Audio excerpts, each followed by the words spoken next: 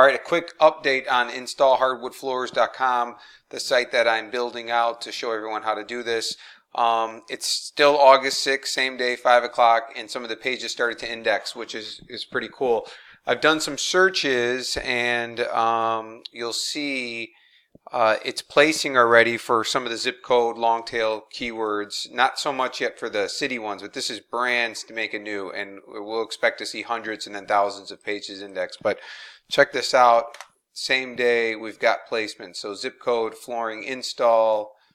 Let's see where we're at. Boom, right there, which is pretty awesome.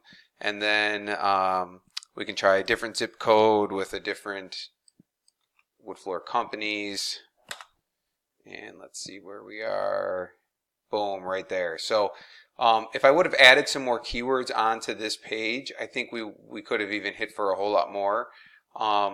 This only has one listing, but I should have added some content here with city name, wood floor installation, dust free, refinishing in city name, zip code, etc. And it would have gotten more placement. But again, this is just a test site showing you guys how to do it.